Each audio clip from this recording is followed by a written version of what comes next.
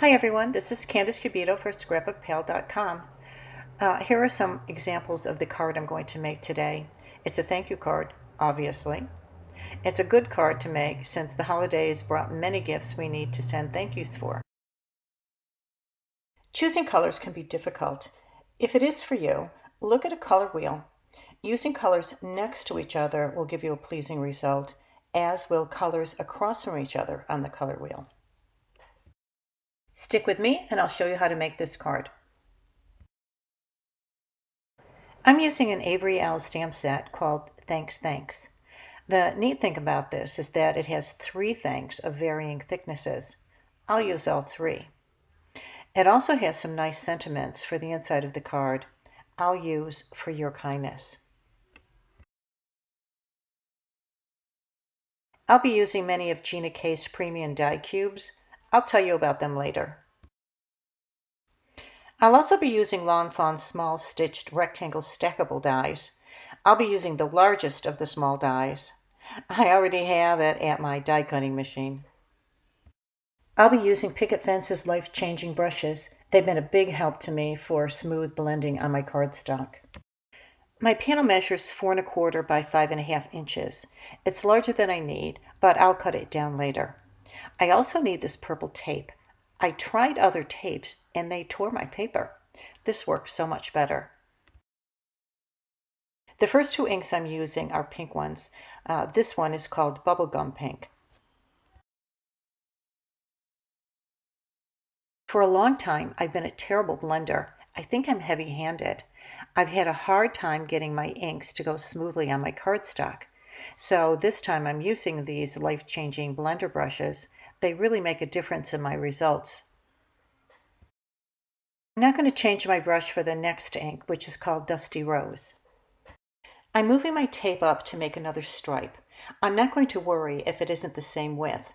Varying the width will make the card more interesting. Also, I'm going to slightly blend into the previous color. What I like about this card is that depending on the colors you use, this can easily be a masculine card, and masculine cards are difficult to design, at least for me. This card, though, with its light, soft colors, is decidedly feminine. The tape took up a little bit of paper, which surprised me. It's the first time it's happened, but no worries because I'm trimming the panel down anyway. I used distress inks on my other cards, so I was able to add water droplets to them to lighten some of the color, but these are dye inks, and that technique doesn't work on them. So here I have Lemon Drop. It's a really soft yellow. All of these inks are soft. This isn't exactly in rainbow order, but close. I don't have any soft orange, so I couldn't include it. I'm going to speed up the next parts because you get the idea of what I'm doing. My next 2 colors are greens. This one is Apple Mint. I often start blending off my paper, but again, I'm going to cut it down so it doesn't make too much difference. It's a good habit to acquire, though. This next ink is Jelly Bean Green. I'm not a fan of jelly beans, are you? My weakness is chocolate. Well, I'm not a fan of jelly beans, but I'm a fan of this color, though.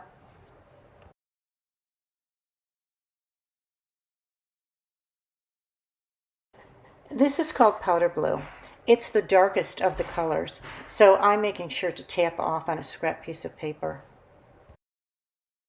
I wasn't sure I'd be able to use just 1 strip of tape, but it's working well. In considering the cost to make a card, we often forget about the things we can't see on the card, like the tape runners and this purple tape.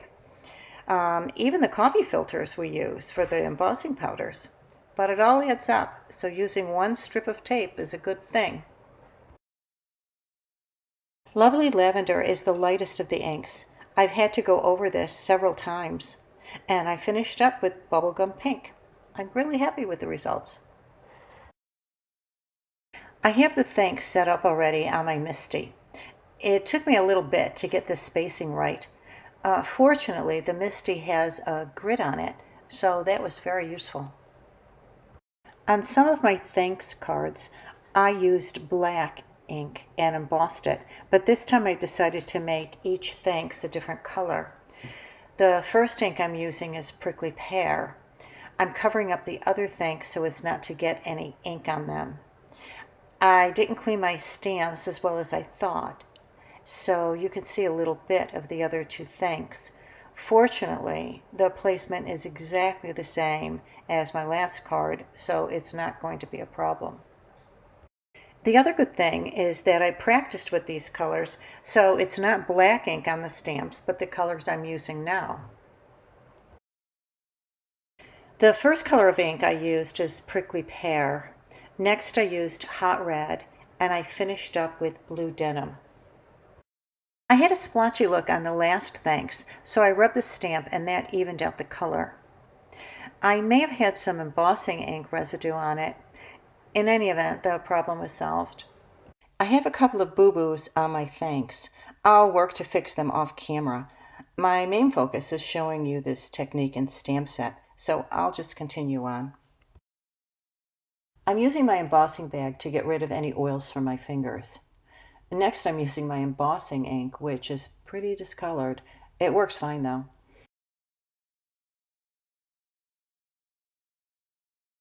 I have an embossing refill that I occasionally use to refresh the ink pad, so the pad, bad as it looks, has lasted for years.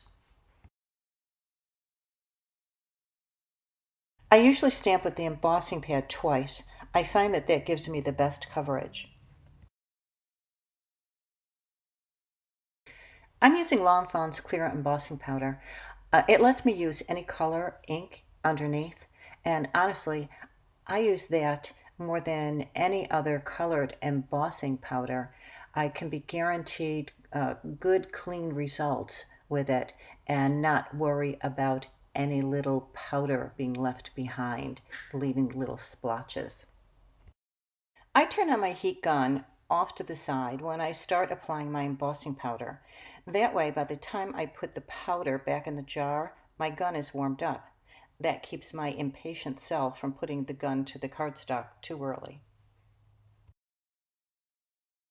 I took my panel over to the die cutting machine to cut the panel down to 4 by 5¼ inches using Fawn's stitched rectangle die. I found that if I use the die after I stamp, I can fix any little centering problems I might have. I'm putting my thanks panel off to the side so I can stamp my inside sentiment. I want to keep it simple because it's important for me to write my own thankful thoughts. This time I'm stamping for your kindness. I'm using a 4 by 5¼ inch panel on the inside because my card base is colored. If it was white, though, I would just stamp directly on it. Also, I never put my top panel on before I stamp the inside of my card. Can you imagine messing up at that point, ruining the whole card? There, the card is finished. Almost. I decided to add an embellishment to it. I think Nuvo crystal drops are a great choice. First, they're colorful, and second, I can add it to my cards without worrying about extra postage. I'm additioning my color choices. I've decided that the blue is too dark, but the apple green, bubblegum blush, and banana split are perfect for the card. Also, I always test out my Nuvo drops before I add them to my cards. Sometimes air is trapped in the bottles, and the first drops to come out are actually blobs. I've learned that lesson the hard way. This is the first time I've made any striped cards. I had thought about them before, but I worried that it would be too hard or take too long, but I was wrong. The life-changing brushes kept me from making the stripes too blotchy, and the purple tape kept my lines straight without damaging the paper.